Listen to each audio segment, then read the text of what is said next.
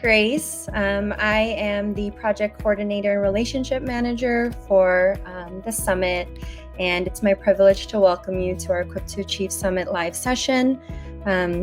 Before I introduce our speaker panel, I would like to thank our co-hosts, Advancing Social Emotional Learning, Empowering Youth, Exploring Justice, Illinois Digital Educators Alliance, and then members impacting students, improving curriculum, Smart Course, and of course, Strut Learning. Strut is the summit's main host and organizer and has allowed all pre-recorded sessions to be housed in its learning management system, Emojo. So thank you to all of the leaders behind all of our co-host organizations, some of which you will meet shortly, for their vision and commitment to education and to social emotional learning, and for coming together to host this important summit addressing such crucial and timely topics.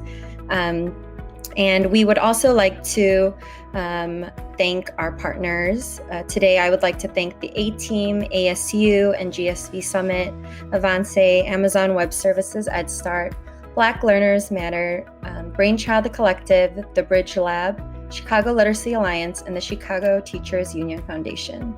I hope you have some time to visit our website where you'll find information about each of these organizations.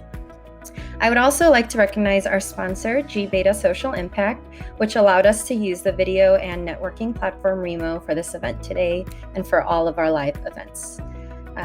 Be sure to follow us on social media for the chance to win prizes during this and other live events. And Remington will post the social media handles in the chat. And now I would like to introduce our speaker panel. As I introduce each speaker, they will be joining me on our Equipped to Achieve Summit virtual stage. Our first panelist is Katie Ross, the Director of Programming at YODJ, Empowering You, Empowering Justice, a 501(c)(3) nonprofit organization that drives social justice reform by empowering young people to advocate for change. She oversees the management and operations of all programming for youth online discussing justice, a trauma-informed discussion that connects students in grades 6 through 12 with the necessary resources for day-to-day life social emotional needs. In addition, Katie is a graduate candidate at Case Western Reserve pursuing a master's in social work and nonprofit management with a concentration in adolescent mental health and a certificate in trauma-informed practice. Next, I'd like to welcome Sue Beers, the Director of MISC, a nonprofit consortium of over 70 school districts working together to improve teaching and learning. With over 4 decades in education, Sue has been a teacher, coach, director of curriculum, author of 6 books for ASCD, and independent consultant in the areas of literacy across the curriculum, assessment, leadership, and school improvement. Our third panelist is Dr. Teresa Granillo, the CEO of Avance Incorporated, a nonprofit that breaks the cycle of intergenerational poverty through innovative 2-generation education and support for families with young children. Dr. Granillo also serves the community through various volunteer positions. She currently serves on the National Advisory Council for the Hogg Mental Health Foundation and is a board member for Workforce Solutions Capital Area and Unidos US. Dr. Granillo has spent over 2 decades working to ensure that Latinx children and families have all the mental, physical, social, and economic resources to thrive. The next panelist I'd like to introduce is author and educator Valarie Pearce. She currently oversees the creation of the Frenzy print and digital curriculum content, scopes, and sequence, and has oversight on the Frenzy Professional Development Series. Valarie is the author of 4 children's books and is currently working on a young adult fiction novel. Our final panelist is Scarleet Lewis, founder of the nonprofit Jesse Lewis Choose Love movement. She founded the organization after her son Jesse was murdered during the Sandy Hook Elementary School tragedy in December 2012. After his death, Scarleet became part of the solution to the issues that we're seeing in our society, and that also caused the tragedy.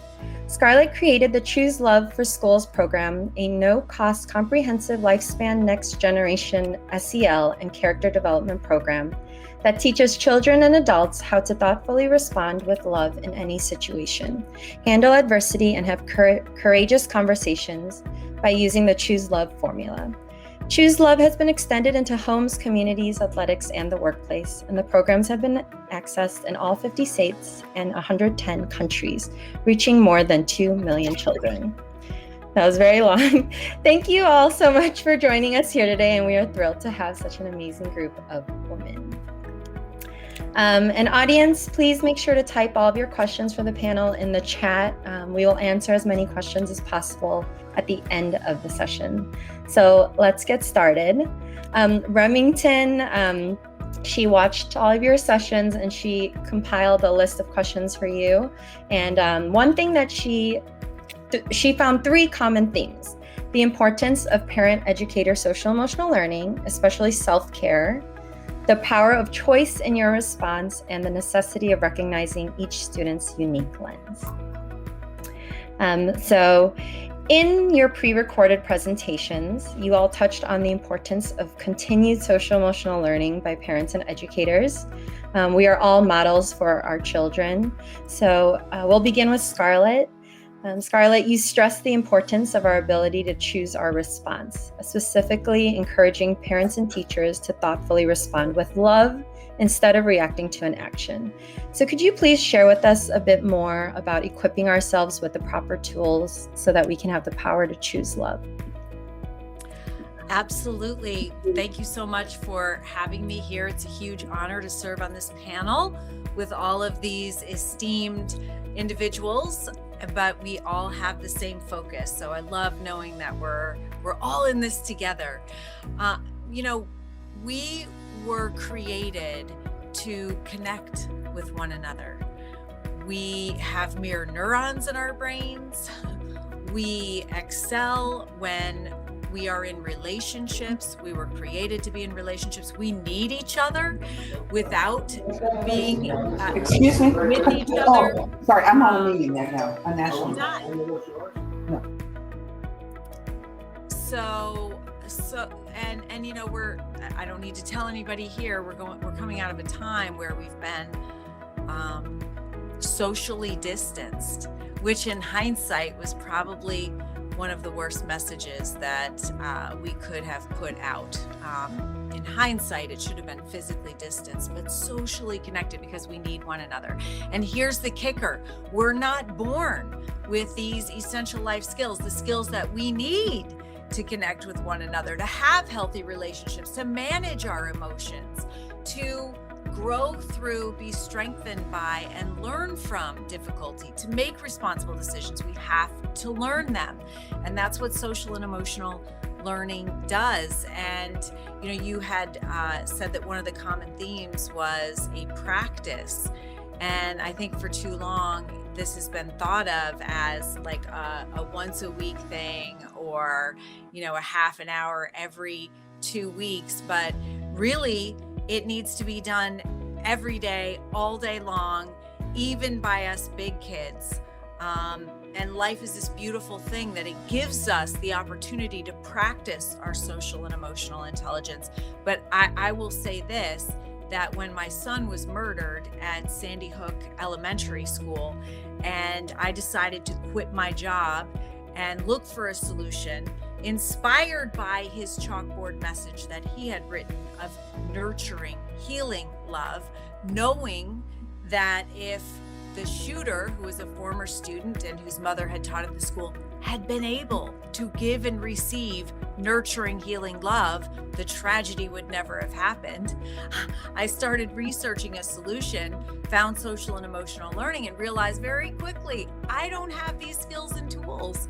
Now, I was a college graduate, and I had good parents.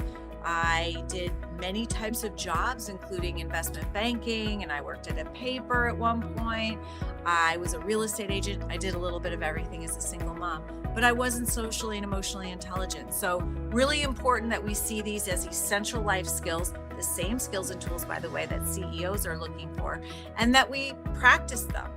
And they are essential life skills. They're the skills and tools that help us have healthy relationships and meaningful connections, which are what Harvard University said in their lifespan study are the key to happiness.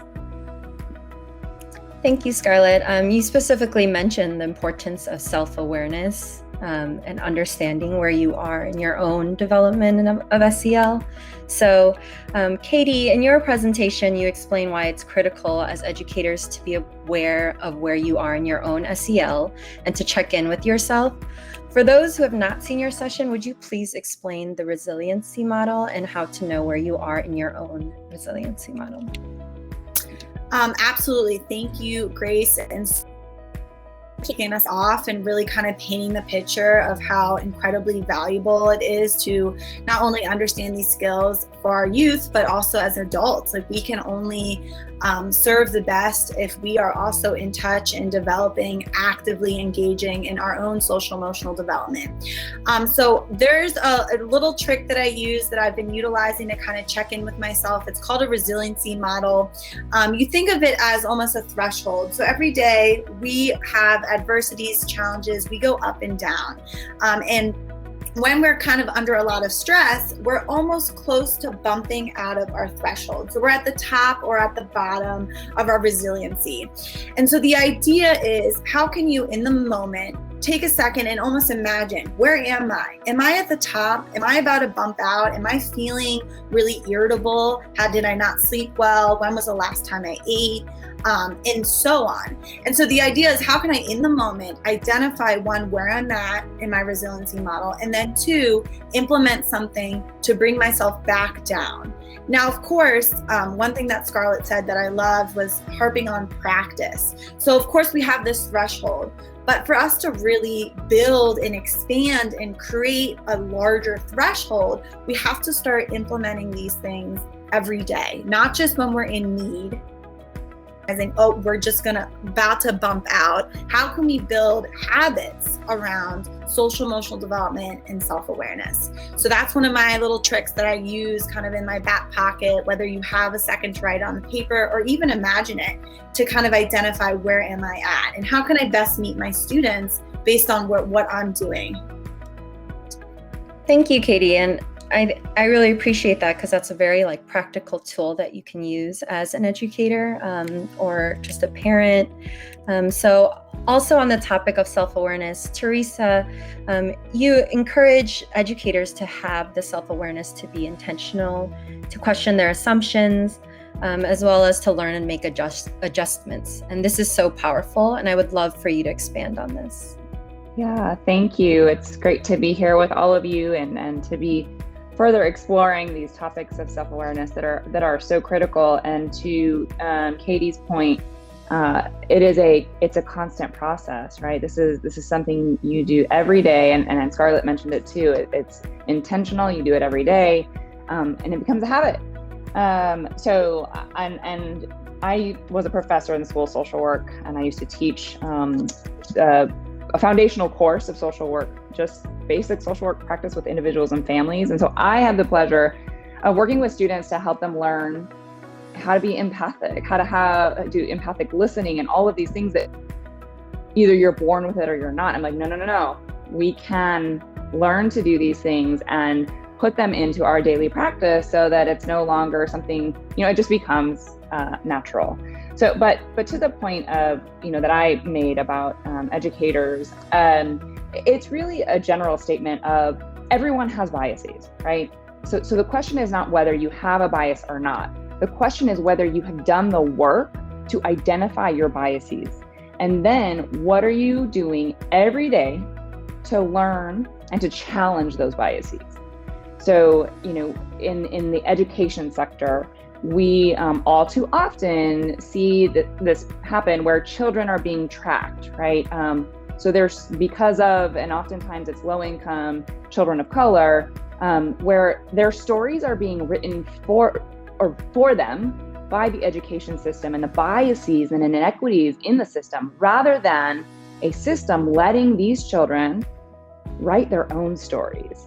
And so, when I was a professor teaching the School of Social Work, and this will date me, but that's fine, I always told my students they needed to check themselves before they wreck themselves, right? So trying to be cool and make a reference to music that never fell well with college students. But anywho, it was just this whole idea, that we all, and I don't know if you've heard of the white privilege backpack, but Peggy McIntosh, and you can search it, Peggy McIntosh, the white privilege exercise, talks about what we carry in our backpack when we walk into a room.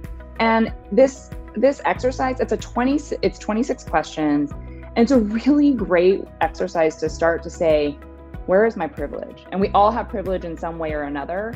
But like, where is my privilege? And do that self-awareness, do that work first, because you have to understand what you're bringing into the room, right? In order to be able to be effective with working with children of all different backgrounds, working with their parents, you first have to understand where you're starting.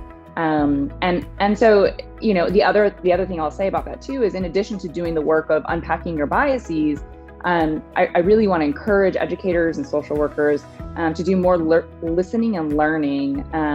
So, for example, if educators were to implement the 5 whys exercise more often, they may be able to see that the reason that a parent is not as engaged isn't because they don't want to be or they're a bad parent, but maybe they don't have the transportation, or their work schedule doesn't work with being able to attend after school meetings and events, right? So it's this whole idea of questioning our own assumptions and being open to learning, not just about your students and their parents, but about yourself as well. Thank you, Teresa. I mean, that is a great segue into our next question for Valarie. In your presentation, you state teachers are cultural translators, cultural bridge makers. So as classrooms are becoming more racially diverse, it is crucial for teachers to give value to students' racial identities. Could you please offer advice on navigating this to create a safe learning environment for all students to thrive? Yeah, absolutely. And just starting with what Teresa said, just understanding that educators nor students come into the classroom as a blank slate. We all come into the classroom with our own sets of values, our beliefs, our faiths, our ways of being, ways of making meaning. And so when you understand that, you understand how to bring each student forth so that they're not feeling invisible. But if you don't know that and you come into the classroom with your one singular lens, that is your socioeconomic status, that is your race, that is your faith and your values, then you're not creating a safe and inclusive classroom for students. So for me, when I say, and I quote from actually Jacqueline Jordan Irvine, who is an educator and an author in this kind of work. But when I say that, we're talking about 2 things. We're talking about how race, culture, ethnicity, and social class influence teaching and learning. And we're talking about how social emotional learning is a great marriage. And so when we're talking about the how of navigating that thing, I think the first thing that I would say is becoming culturally responsive, pedagogy, all of that. Talking about social emotional learning is not just a how, it's a becoming. It's not just a how that we're checking off the box, got that, we're checking off the list, but it is a becoming. It's what our school becomes, it's what our classroom becomes, it's what a teacher wants to become. And that starts with basically your personal work. So a lot of the panelists have talked about this already, but that personal work includes knowing what your biases are, knowing how that is in contrast with the little people that are sitting in your classroom and those people that you're going to influence and impact, understanding that you can't live in a vacuum or a silo. You're going to have to read some books. I've got a great list if you'd like that. You're going to have to talk to some Black colleagues or colleagues of color to help you on your way, because no man is an island. Better together, as we like to say at Frenzy. And so there are a number of things, a number of ways. But when you do that work, students are brought forth and each and every one feels seen. And that's why we talk about, obviously, self-awareness, management, responsible decision-making. And I would say probably one of the most underrated skills is relationship building within the classroom. We just take that and we feel like, oh, that means that my curriculum is weak or that I don't have authority in the classroom. But when we talk about relationship, that means I take the time to say your name correctly and I ask you how to do that, and I keep doing it again and again and again. It means that I know that I can compliment you and tell you, hey, Scarlett, I like your glasses. But then I don't overexpose Scarlett like, wow, those glasses are different. What is that about? These are all those kind of nuances that we want to do and that we want to practice when we say that as educators, we are the cultural translators and bridge makers. It's so critical. I was that student in the classroom, you all. I was that little Black girl that every time we talked about history, here's slavery, not enslavement, but slavery. And it was just this one little paragraph, and I would sit there, and I didn't have an educator that knew how to handle my history in a way that was precious and that was affirming to me. And so I give that now to educators. We're all in this together. As Scarlett said, we were created to connect. And I think that key point is relationship skill. Thank you, Valarie. I think you definitely stress on this idea of like personal learning and growth. And overall, all of our speakers have been talking about self-awareness. And so as they're listening, I'm sure our audience is nodding in agreement, but as we are all too familiar, there tends to be a gap between knowing and doing. So what is stopping us from getting from knowing to doing? Sue actually focuses on this in her presentation and makes a great differentiation in professional development versus developing as professionals. So Sue, will you please explain the important work you are doing to help teachers develop constantly based on individual needs through micro-credentials? Ooh. That's okay. Been sitting here. Wait, okay. It's not coming on. Okay, are we on now? Is it on? Okay. Love what everyone has to say. And a big part of this is how do we develop those skills? I started my career as a presenter in gender equity, around gender equity issues way back in the 80s, especially when computers were coming into being. And even as a gender equity consultant and as a presenter, as a trainer, it took me a year to gender neutralize my language. So I wasn't saying chairman, I was saying, chairperson, not fireman, but firefighter. And even though I was very aware of that need, it took a lot of training. It took a lot of conscious thought. It took a lot of, I would ask my friends to find me $1 anytime they heard me use a non-neutral gender term. So it's not easy to change. You can't just suddenly say, I want to be a better person, so here I am. And so that's where professional development comes in. And I like to think of this as SEL for professionals. We coined the phrase in our organization. We're a nonprofit group of about 70 school districts working together on a multitude of school improvement initiatives. And we do a lot of professional development. And one of our big kind of themes is it's not about professional development. Professional development is something you do to somebody. It's something you go to. Developing as a professional is something that is you bring into your heart and you bring into your practice. And so when we develop and do professional development, we want to make sure that we're helping people develop as a professional, not doing something to them called professional development. And that's where our micro-credentials come into play. And when we build the micro-credentials, a micro-credential is many of you will think of a badging system, maybe some of you are Google certified, those kind of things. But it's taking those skills that we want to develop, and we have a raft of micro-credentials on social emotional learning. And we would love to have anyone, including all of our presenters today, help us work on more of those because it's such a need. That where we can self-identify what our need is, what our kind of crack in our professional learning is, and then work on it ourselves. Have that selection. Daniel Pink, in his book Drive, one of the best books on motivation I've ever seen, talks about 3 things that are important in order for us to be motivated. And it's true in our lives, personal lives, and it's true in our professional lives. One is autonomy. We have to feel like we had a choice. And the sit and get whole staff sitting in a room for a day is not making it in that. We also have mastery. It's that I got it kind of spirit that we want to engender in kids, and we want to also have in us. So we want to have that feeling of, I got this, I can handle this, etc. And then also relevancy or importance. This is meaningful stuff. It's not just dribble. It's really meaningful stuff that makes a difference. And certainly everything everyone has addressed here has been very meaningful. So that's kind of important. If we want educators to help kids feel competent, important, loved, they have to feel important, confident, competent, and love themselves. And right now in the this kind of atmosphere of blame teachers, blame education, etc., that's not helping us in this situation.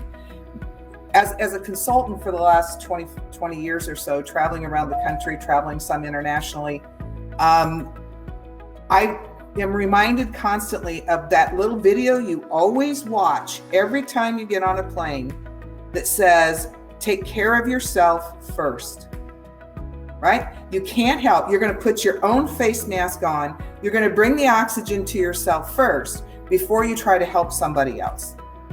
And whether it's, when we think about, yes, we want to help kids, we've got to bring that to ourselves as well. And we've got to bring that to each other as we go. So the micro-credentials, Teresa mentioned, we're going to write your own story. Adults need to write their own stories. Adults need to figure their own pathways to learning. It can't be dictated necessarily by someone from the outside. We all have our own ideas about what we need. And that's where Daniel Pink's motivational work comes in a thing. We want to be open to learning. So micro-credentials are skill building. They're developed around tasks that say, here's a skill that we're trying to develop. And I've heard many of you talk about a raft of skills here. I want to write a micro-credential for every one of those things that you've been talking about. Looking at your own biases, that's a skill, right? So how do we bring that skill to professionals? And a micro-credential allows me to choose my own pathway, choose my own topic, choose my own timelines, choose my own, I might work with somebody, not work with somebody. And so what we have found is, while they're very, very labor intense, this is something that you really have to dive into it. People really appreciate that, being able to have their own personalized learning pathway for whatever they're learning. Thank you, Sue. That was very helpful too. Just as a former educator, I can totally relate to that, really understanding it's a lot of hard work, and some of these professional development sessions that I've attended, it wasn't very personalized. It wasn't what I needed in that moment. So I really appreciate that. We're going to take a little shift. So let's focus a little bit on supporting students who have experienced adversities. Katie, you share an alarming statistic in your presentation stating that up to 90% of children will experience at least one traumatic event. So I want to open the floor for a discussion regarding a trauma-informed approach to implementing social-emotional learning. And with that, the importance of creating an environment where all students feel seen, heard, and have agency. So please feel free to unmute yourselves and begin the discussion.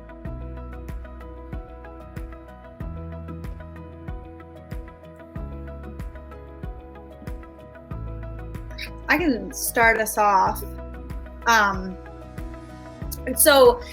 Thank you for sharing that. I think at this point, something that when I think about trauma-informed, and of course there's competencies regarding being trauma-informed, but one thing that I really want to bring up at this moment, especially with this Equipped to Achieve Summit, is the fact that COVID is traumatic. So, we're all experiencing it, educators and students, in different ways, and it's going to affect all of our students in some capacity. And when we think about a trauma-informed lens, a lot of students are facing adversities already. So, for those of you who are familiar with the ACEs, Adverse Childhood Experiences, being in a place of such isolation, we're seeing tremendous issues when it comes to mental health and much more. And so as a society, we have to start thinking about trauma-informed as a lens that we look through everything when we're working with our students, especially coming out of COVID, because COVID is a layer of trauma. It's either deepening the complex trauma that youth are already facing, or it's some component of of trauma that students haven't faced before. So how can we as society, this is a perfect opportunity to really shift as educators, shift as everyone that wants to uplift and continue to empower our youth to understand the value in that lens that we need to have all the time.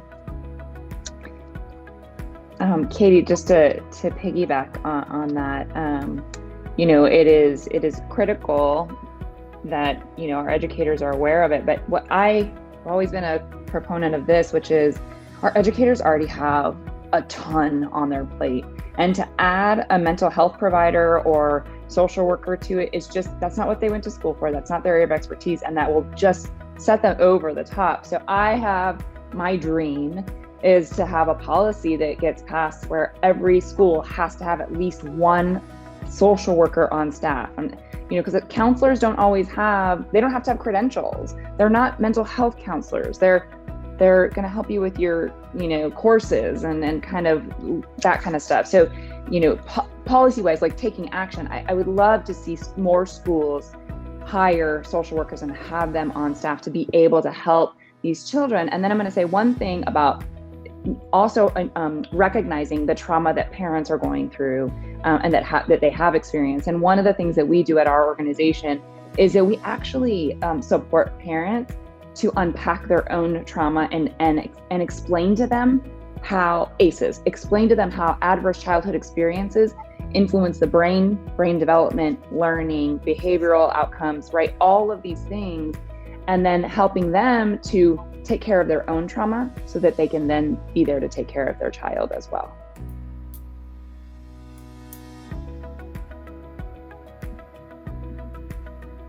I think in order to accomplish this, having more social workers, more people who know what, have that expertise available is important, but it's also important for us in the moment to be able to react to and do things. And I think that's where, while we know teachers already have a lot on their plate, we have preached in professional development that we need to sometimes take some things off the plate.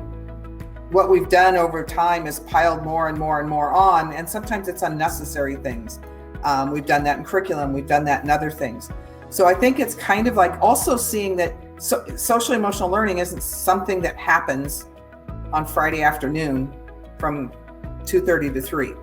It's not a once a week activity, and that's really embedded in everything we do. It's just like even the professional learning for teachers should be something like micro-credentials that's job embedded. It's part of what we do. It's not something that happens from 4 to 5 on Tuesday afternoon or on a certain in-service day.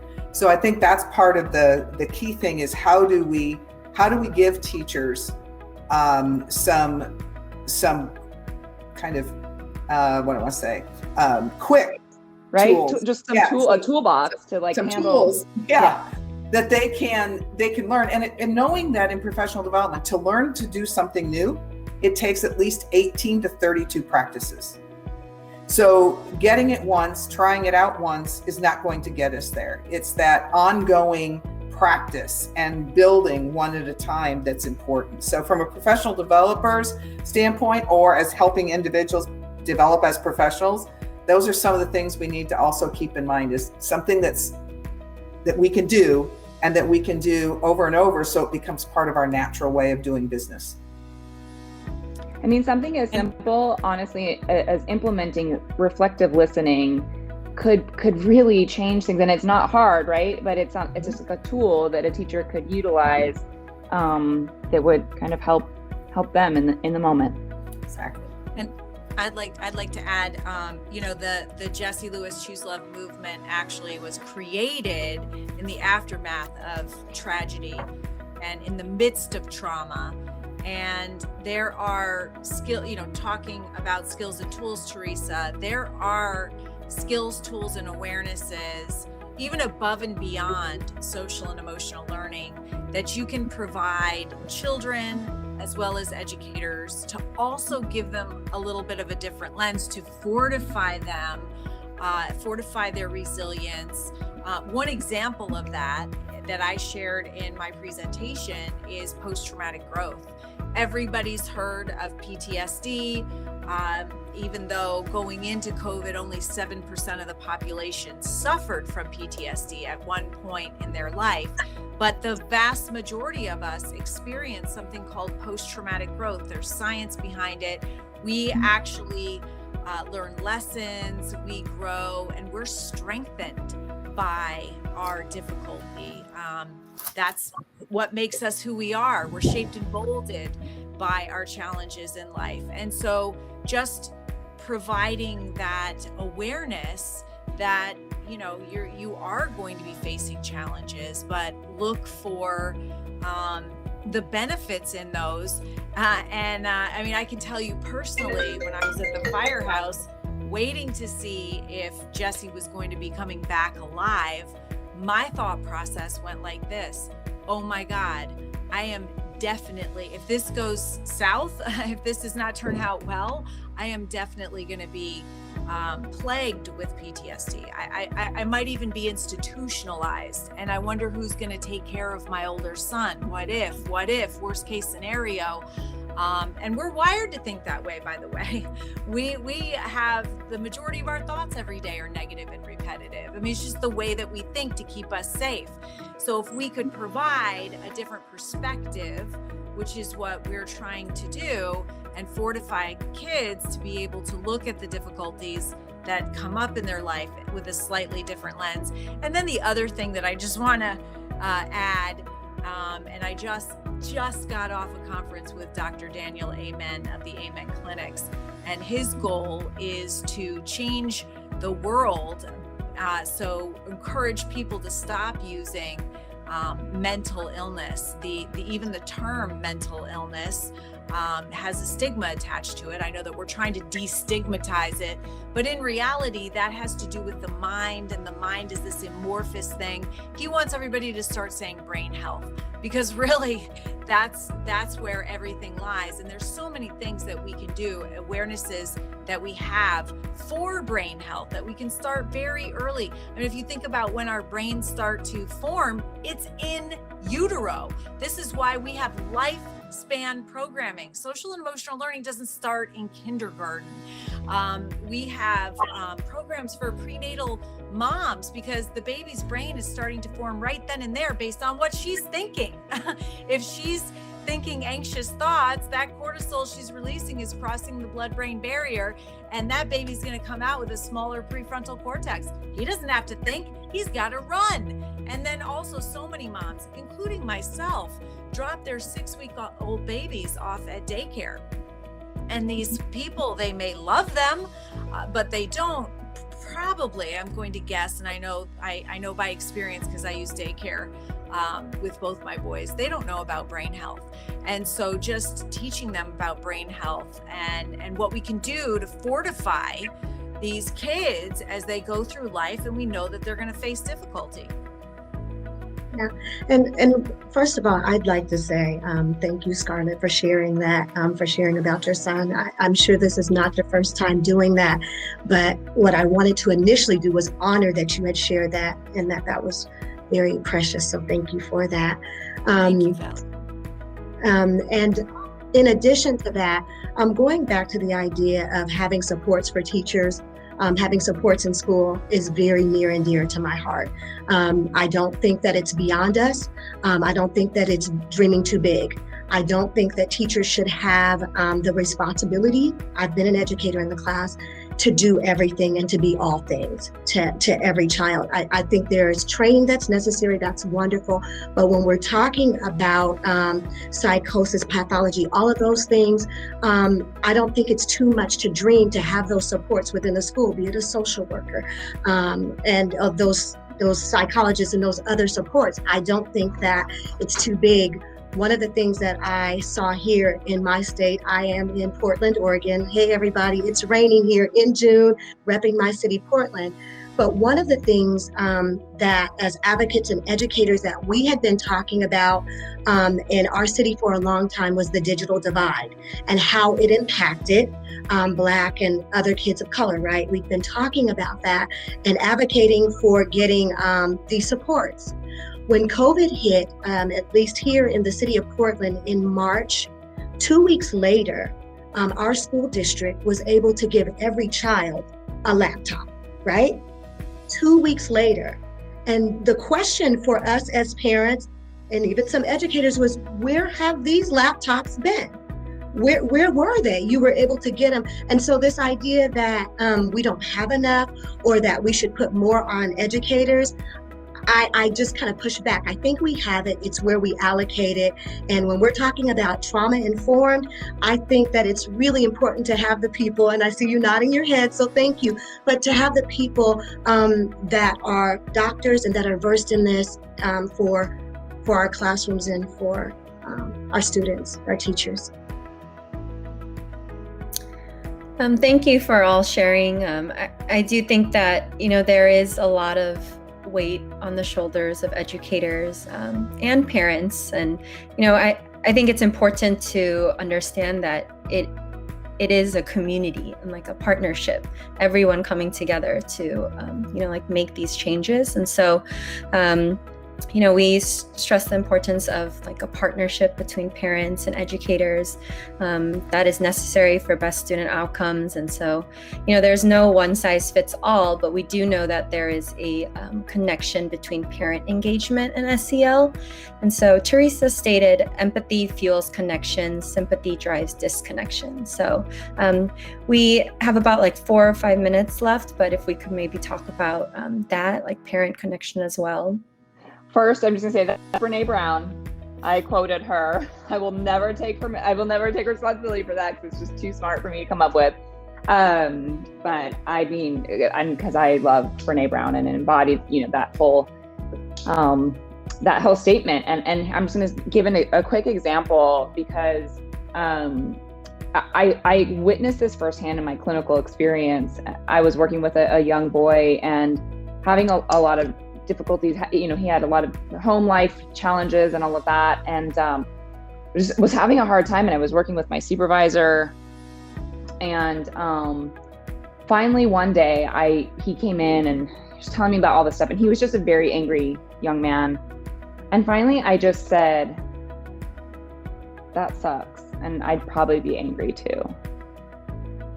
Our entire relationship changed.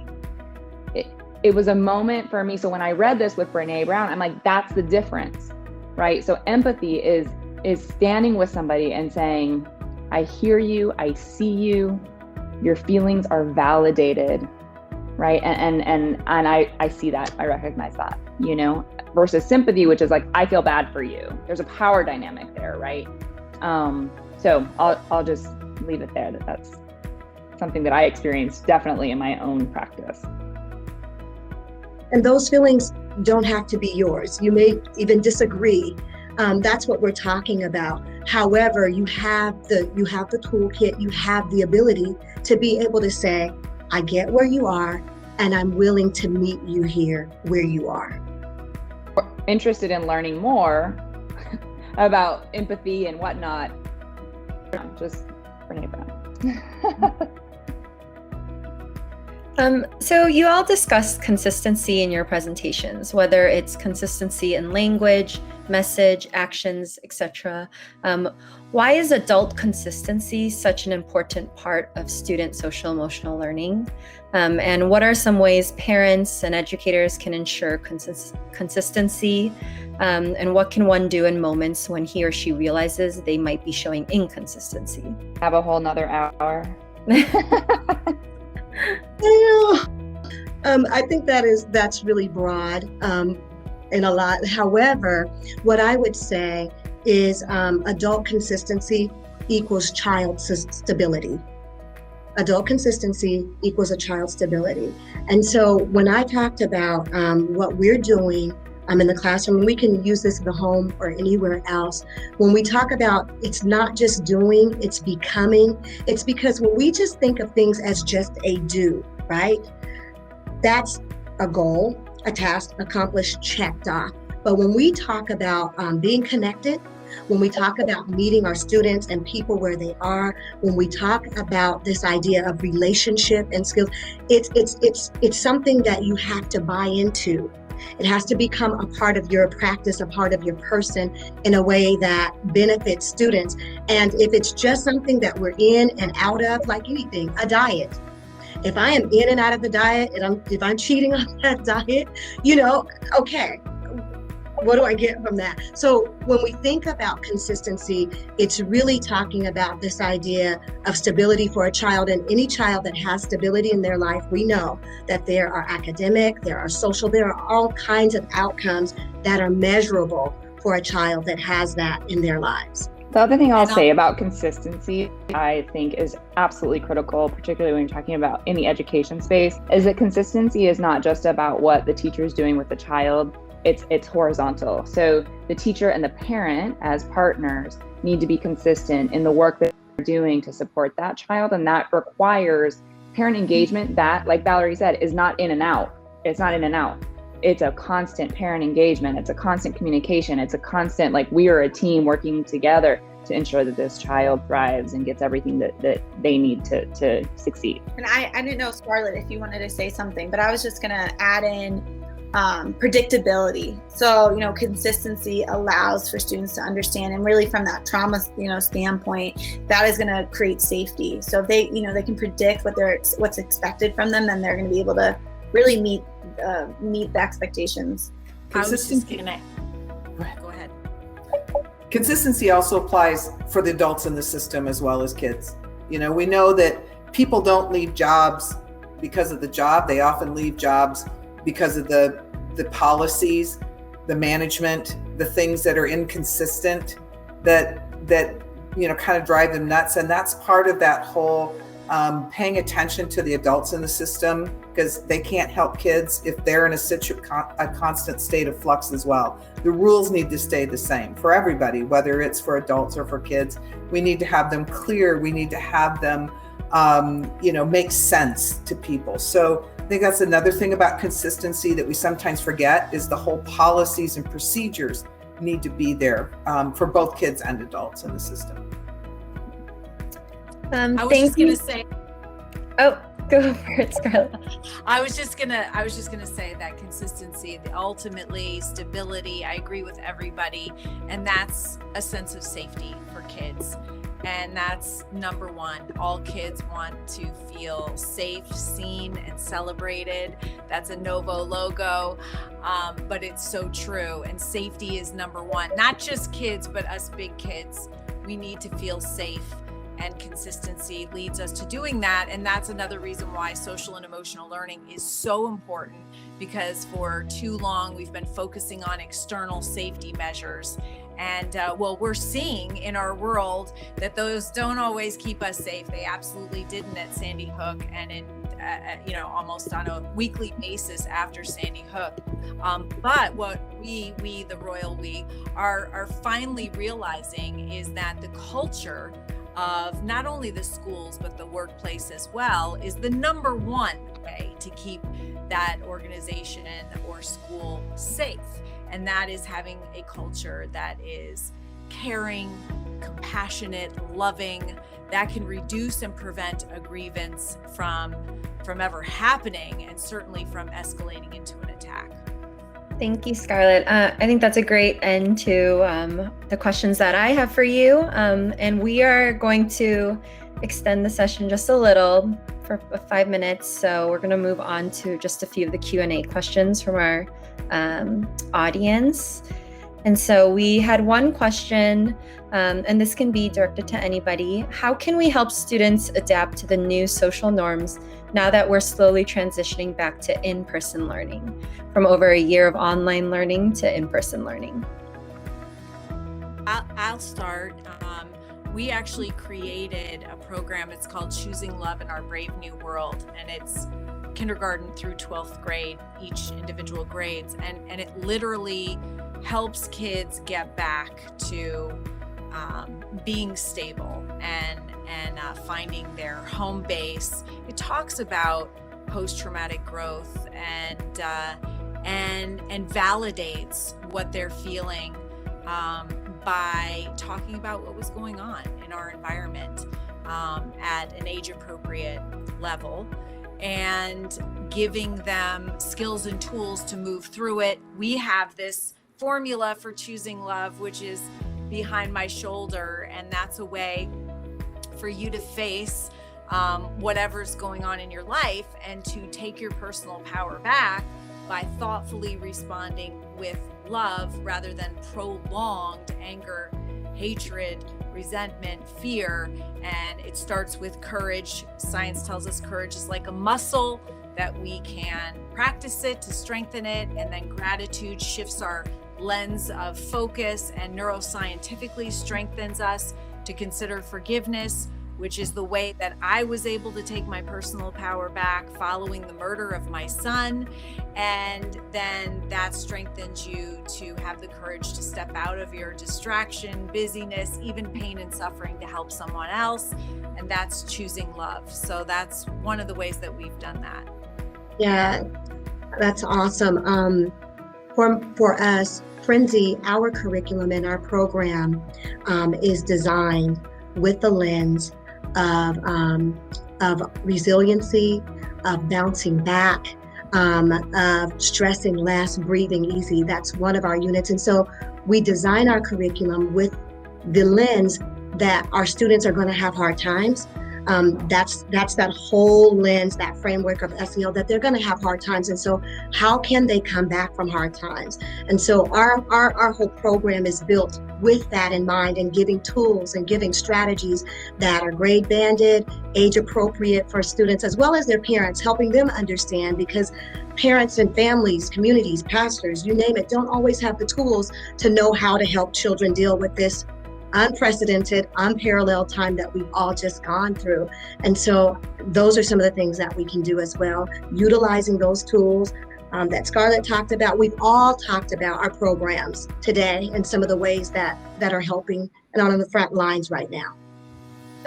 To just close the session, I think just as I'm hearing you speak, as an educator or parent or someone who's just in this field, like doing the hard work, I think a lot of times, we do feel overwhelmed, right? And there's just so many resources. There's so much information out there. And a lot of times it is hard to feel empowered sometimes in this work. So one common theme just in your presentations as well has been positive affirmations.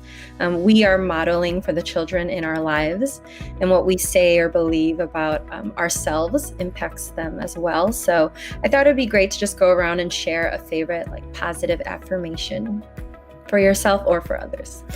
That you is are awesome. enough. Great. Sorry, I heard you are enough. And then Scarleet, what did you say? I am worthy. I was going to say I am enough, Valarie. we think alike, I can tell already, but I am worthy. So many, but I guess I'll go with I deserve happiness. I am enough. Help others keep and stay competent, and you are competent. Everybody has a skill. Everybody has something they do well, and that's your thing, and it's enough. I love those. I feel like we need to put it on Post-its and then post them up everywhere. Well, thank you so much for joining us for the speaker panel. Thank you to our speakers. This was great. We learned so much. Immediately following this session, we will have Paul Sandbar's Lego Serious Play session. So we would love for you to stick around. Additionally, we will have another speaker panel followed by a networking session tomorrow. So I hope to see all of you there as well. And once again, thank you so much to our speaker panel for kicking things off this weekend. And I look forward to seeing Paul on stage shortly. Thank you so much to all of you.